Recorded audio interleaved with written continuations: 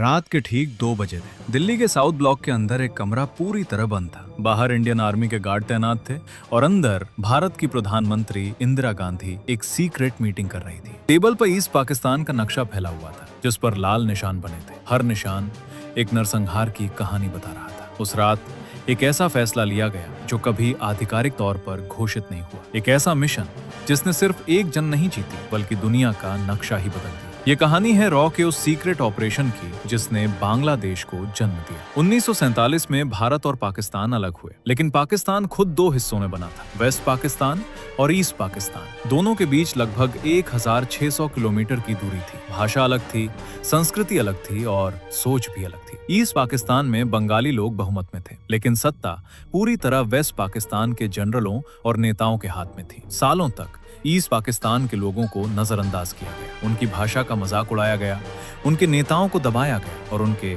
संसाधनों को लूटा गया। फिर आया 1970 का चुनाव। शेख मुजीबुर रहमान और उनकी पार्टी अवामी लीग ने ऐतिहासिक जीत हासिल की। लोकतंत्र के हिसाब से अब पाकिस्तान की सत्ता उन्हें मिलनी चाहिए थी, लेकिन इस्लामाबाद के जनरलों को ये मंजूर नहीं था और यहीं से शुरू हुई वो आग जिसने पूरे दक्षिण एशिया का भविष्य बदल दिया। 25 मार्च 1971 रात के अंधेरे में पाकिस्तान आर्मी ने ऑपरेशन सर्चलाइट लॉन्च किया। ढाका की सड़कों पर टैंक उतर आए, यूनिवर्सिटीज में घुसकर छात्रों को गोली मार दी गई, प्रोफेसरों को घरों से घसीटकर खत्म कर दिया गया। पूरे ईस्ट पाकिस्तान में बंगाली नागरिकों को देशद्रोही घोषित कर दिया गया। अगले कुछ हफ्तों में हजारों नहीं, लाखों लोग मारे गए, गांव जला दिए गए, औरतों के साथ क्रूर अत्याचार हुए, बच्चे जान बचाकर सीमा की तरफ भागने लगे। भारत के बॉर्डर राज्यों, खासकर पश्चिम बंगाल में शरणार्थियों की बाढ़ आ गई। हर दिन हजारों लोग भारत पहुंच रहे थे। भारत समझ चुका था ये सिर्फ पाकिस्तान का अंदरूनी मामला नहीं रहा, ये अब इंसानियत का संकट बन चुका था। इसी अराजकता के बीच रॉ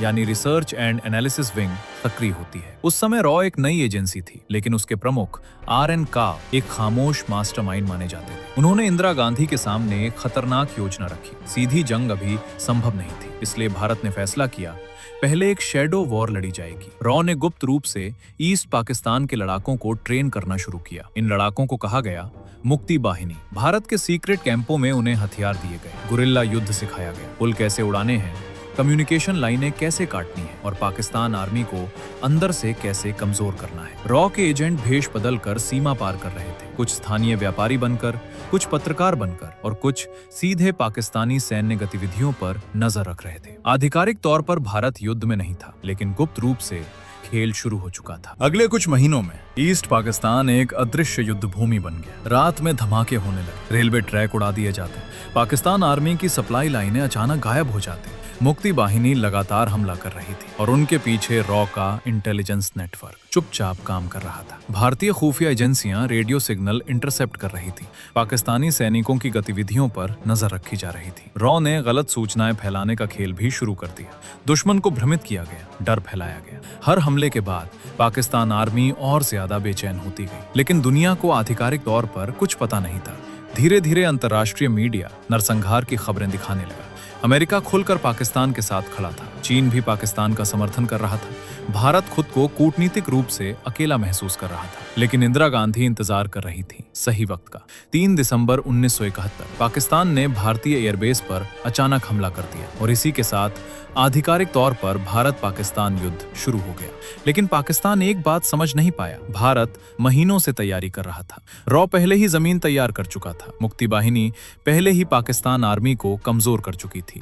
भारतीय सेना बिजली की रफ्तार से ईस्ट पाकिस्तान में घुस गई। एयरफोर्स ने आसमान पर नियंत्रण कर लिया, नेवी ने बंदरगाहों को ब्लॉक कर दिया। पाकिस्तान आर्मी पूरी तरह अलग थलग पड़ गई, ढाका टूटने के कगार पर था। सिर्फ 13 दिनों में पूरा हालात बदल चुका था और फिर आया वो पल जो इतिहास में हमेशा के लिए दर्ज हो गया। 16 दिसंबर 1971 Dhaka race course ground. Pakistan army के लेफ्टिनेंट जनरल AAK नियाजी ने भारतीय सेना के सामने आत्मसमर्पण के दस्तावेजों पर हस्ताक्षर किए। 93,000 पाकिस्तानी सैनिकों ने सरेंडर किया। ये द्वितीय विश्व युद्ध के बाद दुनिया का सबसे बड़ा सैन्य आत्मसमर्पण था और उसी दिन बांग्लादेश आधिकारिक तौर पर दुनिया के नक्शे पर आ गया। सड़कों पर लोग रो रहे थे, झंडे लहरा रहे थे, हर तरफ जय बंगला के नारे गूंज रहे थे। लेकिन कैमरों के पीछे एक और जीत थी। रॉ की जीत, एक अदृश्य युद्ध जिसे कभी खुलकर सेलिब्रेट नहीं किया गया। इतिहास अक्सर टैंकों, सैनिकों और नेताओं को याद रखता है, लेकिन परछाइयों में काम करने वाले लोगों को नहीं। 1971 की जंग सिर्फ मैदान में नहीं जीती गई थी, ये इंटेलिजेंस, रणनीति, मनोवैज्ञानिक युद्ध और सीक्रेट ऑपरेशंस की जीत थी। रॉ ने सिर्फ एक मिशन पूरा नहीं किया, उसने पूरे दक्षिण एशिया का भविष्य बदल दिया, और शायद इसी वजह से इस ऑपरेशन को भारत के इतिहास का सबसे सफल सीक्रेट मिशन माना जाता है। कभी-कभी दुनिया की सबसे बड़ी जंगें आधिकारिक तौर पर शुरू होने से पहले ही जीत ली जाती हैं।